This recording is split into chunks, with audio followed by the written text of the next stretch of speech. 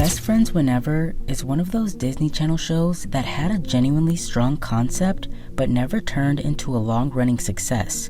It premiered in 2015 with a unique idea compared to most shows on the network at the time, which immediately made it stand out. Instead of a typical sitcom setup, it introduced a sci-fi element that gave it more of a creative potential than the average Disney series. The show follows two best friends, Shelby and Sid, who accidentally gained the ability to time travel.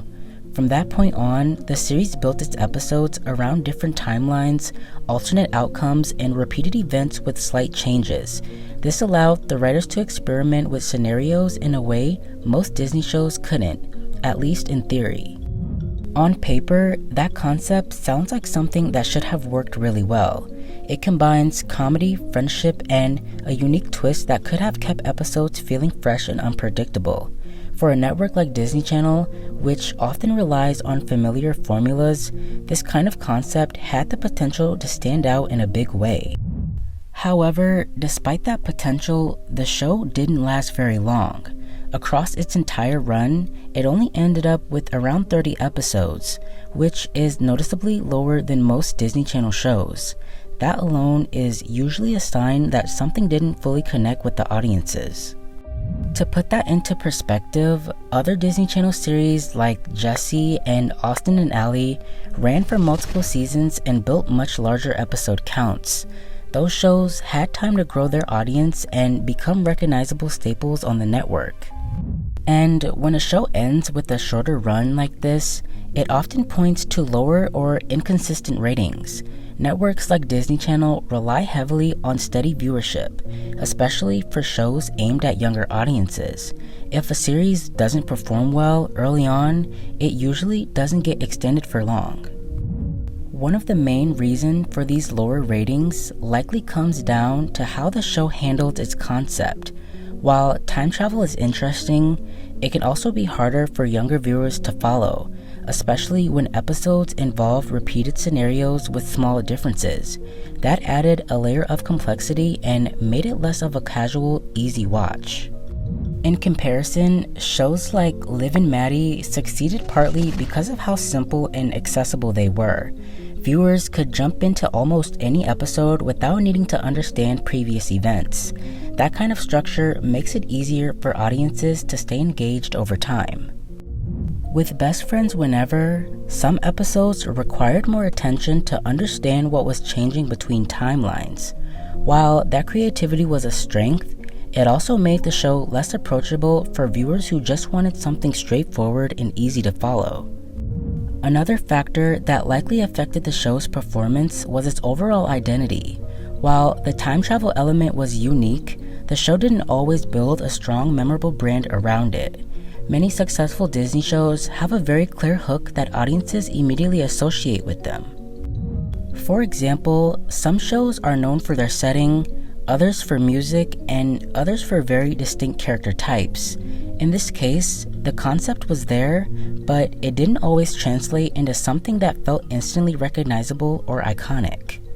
A big part of that comes down to the character dynamics, especially between Shelby and Sid. Their friendship is the core of the show, and it's meant to drive both the story and the humor in each episode. However, their personalities aren't as strongly contrasted as you might expect from a typical sitcom duo. In many successful shows, the main characters have very different traits that naturally create conflict and comedic moments. Shelby and Sid, on the other hand, often feel more similar than different in how they react to situations, and because of that, their interactions don't always create the same level of energy or tension that stronger duos tend to have. And this doesn't mean the characters are poorly written, but it does mean the show misses out on some of the dynamics that keep audiences engaged long term. Strong character contrast is often what makes relationships feel memorable and entertaining. Also, supporting characters don't always add enough variety to balance things out. While they serve their roles in the story, none of them really stand out as breakout characters that audiences latch onto. In many sitcoms, side characters play a huge role in keeping the show fresh and entertaining. They often bring in different personalities and perspectives that help prevent the show from feeling repetitive. Without that strong supporting presence, the show relies even more heavily on the main duo, which makes any weakness in their dynamic more noticeable. Another issue that likely contributed to the show's lower ratings was its pacing and structure.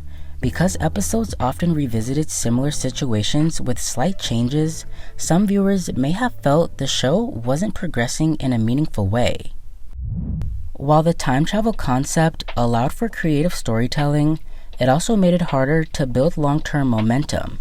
If each episode resets or replays events, it can reduce the sense of progression that keeps viewers invested. And consistency in scheduling also plays a role in a show's success, for younger audiences especially. Regular and predictable airing times help maintain viewership. Any inconsistency can lead to viewers losing track of the show. Around the time Best Friends Whenever was airing, Disney Channel was also shifting how it handled its programming.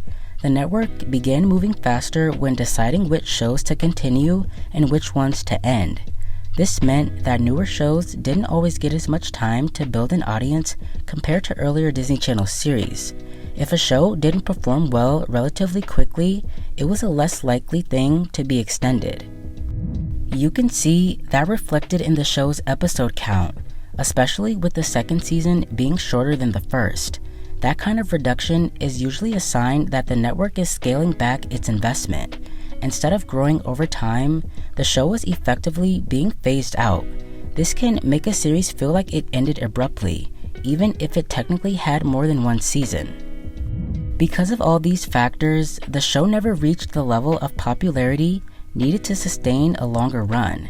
It had the concept and the structure, but it didn't fully connect with its target audience. And when a show doesn't connect strongly enough, especially on a network like Disney Channel, it doesn't last very long. After the show ended, the two main stars took very different paths in their careers, which is pretty common for actors coming off Disney projects. Landry Bender, who played Sid, continued acting and moved into other television roles after the series ended. She appeared in projects like Fuller House and has stayed active in the entertainment industry since then. Her career reflects a fairly typical transition from Disney Channel into broader acting roles. Lauren Taylor, who played Shelby, chose a different direction after the show. Not long after the series ended, she stepped away from acting and focused more on music and other creative work.